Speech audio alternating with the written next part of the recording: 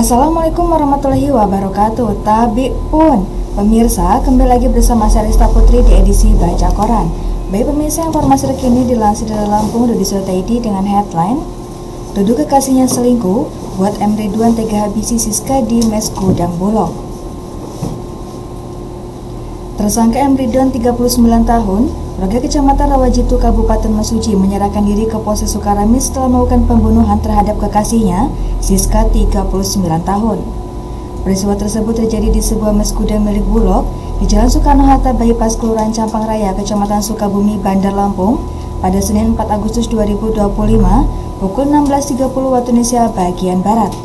Kapolresta Bandar Lampung, Kombes Pol Alfred Jacob Tilokai menyampaikan kronologi peristiwa ketika pelaku dan korban berbincang di mes dan terjadi pertengkaran, di mana pelaku menduga korban berselingkuh.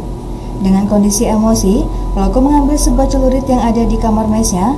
Saat mencoba melukai korban berusaha melawan hingga mengalami luka pada bagian jari tangannya.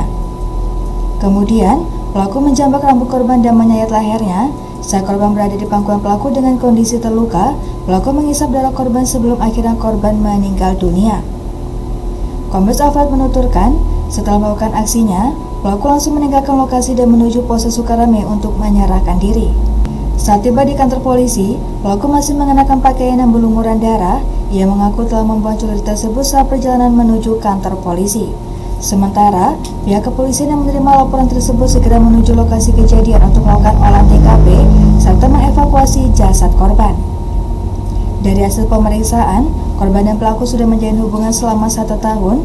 Korban merupakan seorang janda dengan 2 anak, sedangkan pelaku duda dengan 2 anak.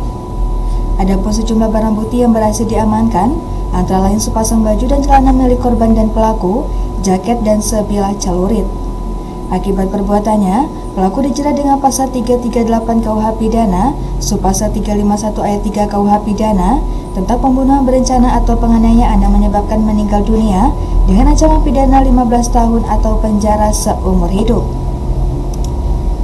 Baik pemirsa, terbalik informasi selanjutnya yang dilansir dari Tanggamus.id dengan headline Terlibat curanmor, seorang buruh tani di Pringsewu diamankan polisi. Dari Pringsewu melaporkan, Kepolisian Resort Pringsewu terus mengembangkan penyelidikan kasus dugaan pencurian kendaraan bermotor yang sebelumnya telah menyeret seorang aparatur pemerintahan Pekon sebagai tersangka. Terbaru, polisi mengamankan seorang pria berinisial S 63 tahun, warga Pekon Sidodadi, Kecamatan Pagelaran, Kabupaten Pringsewu, pada Senin 4 Agustus 2025 sekitar pukul 00.10 waktu Indonesia bagian Barat. S yang sehari-hari bekerja sebagai buruh tani itu diamankan di kediamannya karena diduga memiliki keterkaitan dengan kasus curanmor yang terjadi pada awal Januari 2025 lalu. Kasus ini bermula dari laporan kehilangan sepeda motor Yamaha Vega R milik Edi Susilo, warga Pekon Jati Agung, yang saat itu diparkir di lapangan Pekon Tanjung Anom ketika korban menonton pertunjukan kuda kepang.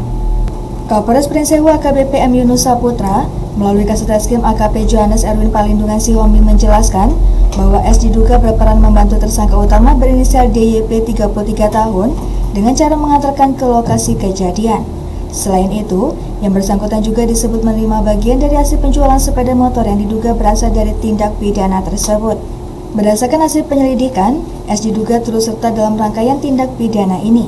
Saat mengetahui DYP telah ditangkap, S sempat kabur dan tinggal di wilayah Kabupaten Tanggamus. Di sana ia mengaku bekerja sebagai buruh bangunan, jelas AKP Johannes dalam keterangannya Selasa 5 Agustus 2025. Dalam perkara ini, Polres Pringsewu sebelumnya telah mengamankan 4 orang tersangka lainnya. Mereka adalah DYP 33 tahun yang menjabat sebagai kawar pemerintahan di Pekon Sidodadi Pagelaran dan diduga sebagai pelaku utama, serta JP 33 tahun, HO 46 tahun, dan AA 24 tahun yang diduga terlibat dalam tindak pidana penadahan.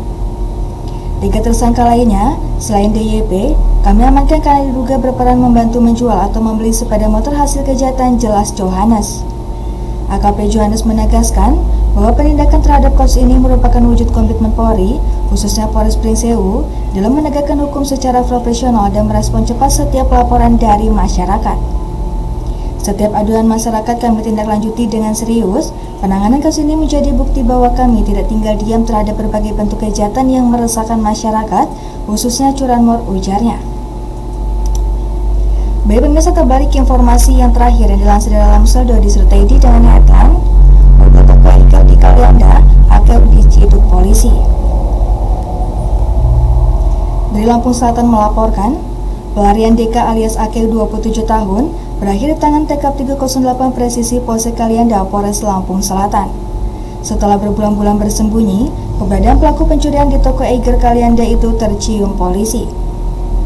Dia bersembunyi di wilayah Kalianda, kata Kapolsek Kalianda, Ibtu Suliadi dalam rilis yang diterima Raden Lamsel pada Rabu 6 Agustus 2025. Akil yang merupakan warga Kelurahan Bumi Agung, Kecamatan Kalianda menyatroni toko Eiger pada hari Rabu 22 Januari 2025. Yoga Adi Darmawan 44 tahun, pemilik toko menyadari ada pencurian setelah menemukan keadaan tokonya yang berantakan. Yoga juga mengecek CCTV untuk memastikannya. Benar saja, seseorang terlihat masuk ke dalam toko lewat plafon samping. Pelaku sebetulnya sudah menutupi wajahnya, tapi aksinya tetap terekam.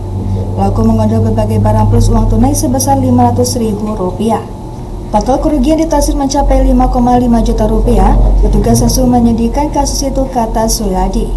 Pada Selasa, 5 Agustus 2025 pukul 13.50 waktu Indonesia bagian Barat, unit Reskrim Polsek Kalianda yang dipimpin Aibtu Zairul Fikri bersama TK 308 Presisi Polres Lampung Selatan yang dikomandoi Kanit Jatanas Ibda Fajar Kuswantoro langsung bergerak ke lokasi target. Pelaku berhasil ditangkap tanpa perlawanan dan mengakui seluruh perbuatannya. Kami masih mendalami apakah pelaku ini terlibat dalam kasus-kasus serupa lainnya di wilayah hukum Polres Lampung Selatan, katanya. Baik pemirsa, demikian edisi Bacokan ini. Sampai jumpa di edisi Bacokan selanjutnya. Saya Rista Putri pamit undur diri. Wassalamualaikum warahmatullahi wabarakatuh.